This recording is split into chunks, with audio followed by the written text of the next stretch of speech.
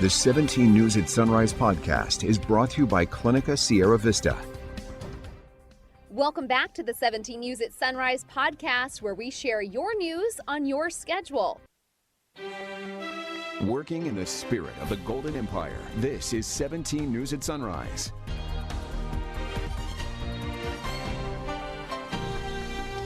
And good morning here at 5 a.m. Good to have you with us. I'm Maddie Jansen alongside Alex Fisher.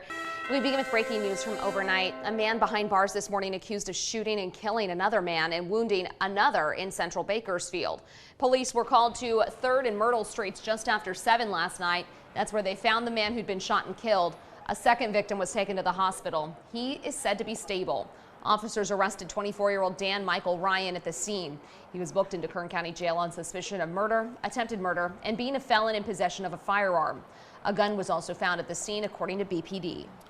New this morning on Sunrise, just when you think the troubles couldn't get any worse at Kingston Healthcare Center, notorious for its poor handling of the coronavirus pandemic, they do. New state health inspections obtained by 17 News blast the home for horrible living conditions for our county's most vulnerable. Last week, we reported the facility was shut down as it lost its main source of revenue from Medicare and Medi-Cal. Now we know why. With 184 beds, Kingston is the largest skilled nursing facility in Kern County. Hundreds of pages of reports from the State Department of Health and Human Services highlight inhumane conditions at the facility. The report describes mice in patients' rooms with droppings found in closets and even dresser drawers. The report describes residents with yellow teeth and food in their mouth complaining they hadn't had their teeth brushed in a very long time. Multiple reports say some residents went days, even weeks without showers.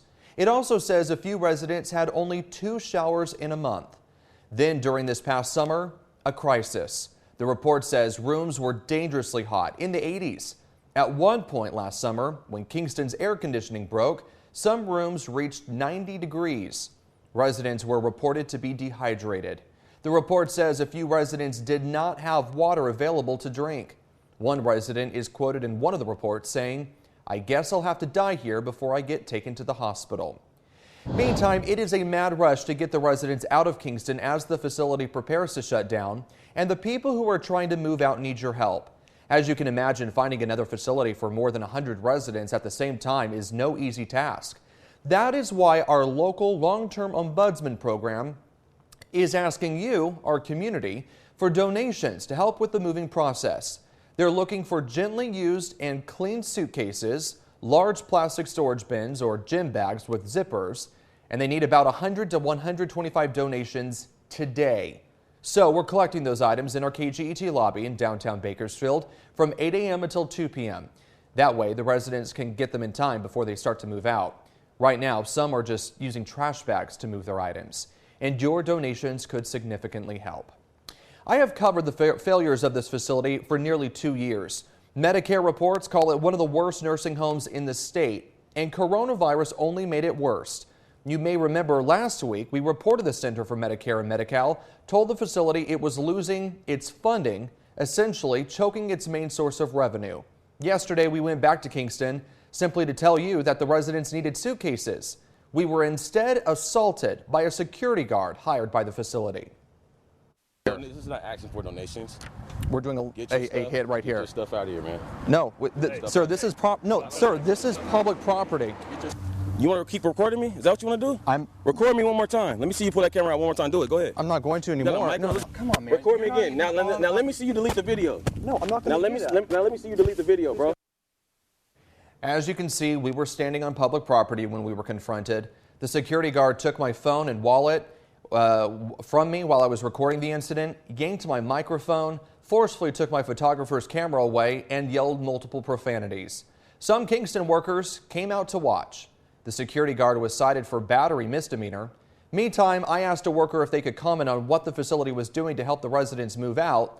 They refused to talk to us, a common practice for the workers at Kingston. And now to coronavirus in Kern County. Things are looking a bit better on that front. New case numbers are dipping again below 1,000. Public Health reported 738 new cases yesterday. However, there were also 8 new deaths reported.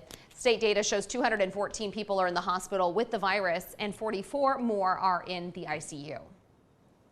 In your Crime Watch this morning, an investigation is underway this morning after a man opened fire on another man, police say in an act of self-defense.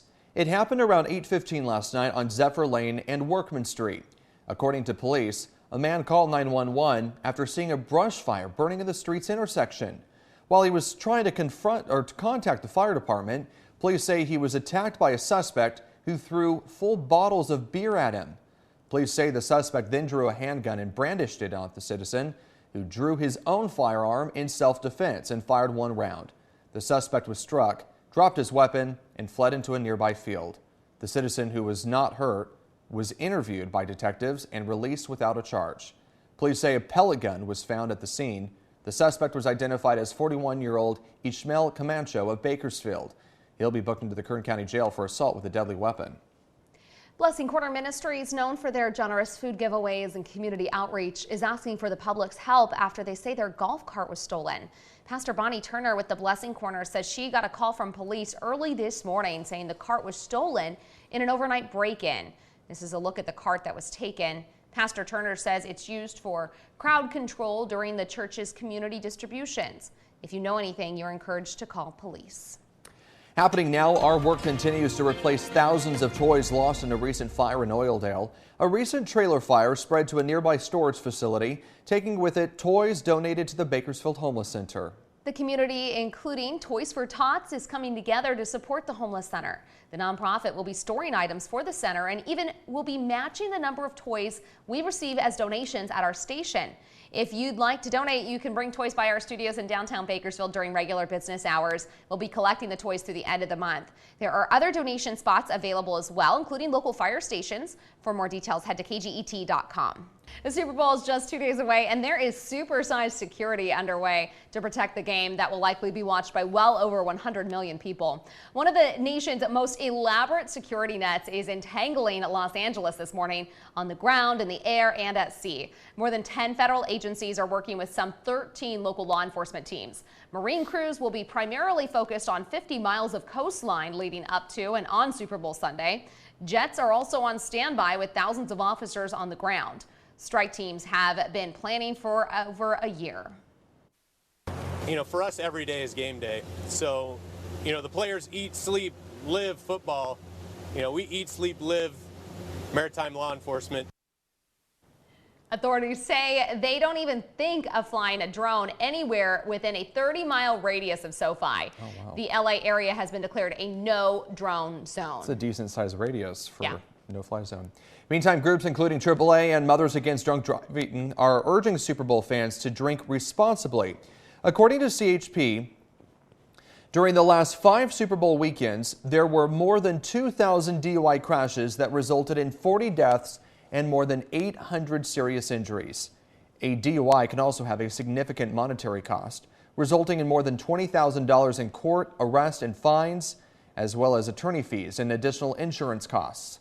CHP urges those who are celebrating to find a safe ride home.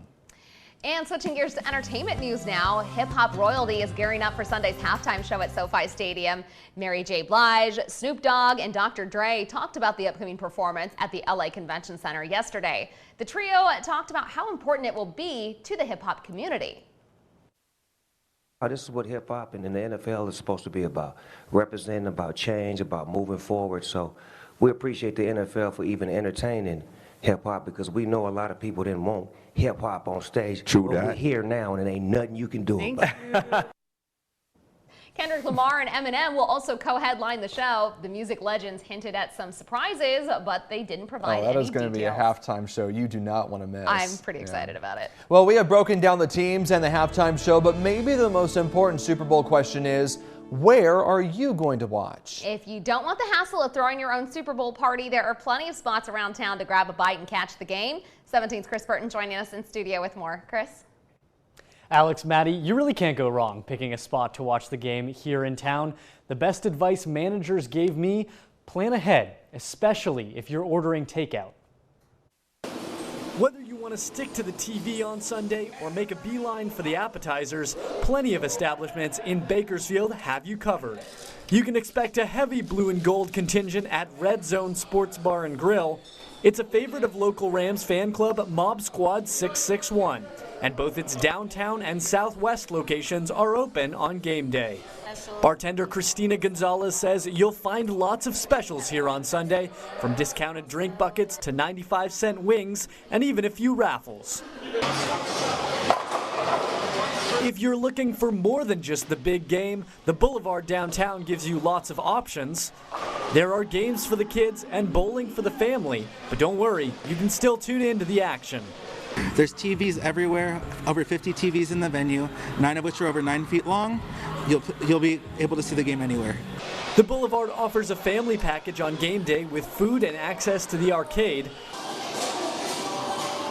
If margaritas are your Super Bowl drink of choice, Chewy's on Rosedale might be for you. Manager Morgan Osborne says all drinks will be discounted on Sunday. The Mesquite Broiler also offers specials on Southwest fare like tacos and burritos. And of course, you might prefer to grab takeout wings or pizza for your own get-together. Restaurateurs agree. Be careful with takeout orders and plan ahead. I would say expect a 30-minute wait, so if you're planning a party, call ahead of time, right when your party's starting. For popular takeout items like pizza, plan for wait times of up to an hour. Well, whether you're throwing a bash at home or headed out with the crowd, we'd love to see how you're doing Super Bowl Sunday. You can snap a picture of your team colors, your best dish, or whatever you got, and send it to me at chrisburton@kget.com. And guys, just a reminder, there is only one place to watch that game, and it's right here on TV 17 and Telemundo. So tune in Sunday, February 13th. Should be a good one. Yeah, in case you forgot, within the last 30 seconds. That's another right reminder. Here. It's going to be right here. Yeah, we can't wait. Looking forward. I'm sure we'll be grilling outside because it's going to be absolutely beautiful. Oh, it's going to be beautiful. Yeah, if you're having family over, get that rub, that marinade going, and throw some turkey legs on the grill. A turkey leg. I love a turkey leg. That's my for go-to. Super Bowl Sunday? That's a great idea, Chris. I might take you up on that. Yeah. All right. Thanks, Chris. Yep. Working in the spirit of the Golden Empire, this is 17 News at Sunrise. The 17 News at Sunrise podcast is a production of KGET and Nexstar Media Group. For more on all of the headlines in today's show, head to kget.com.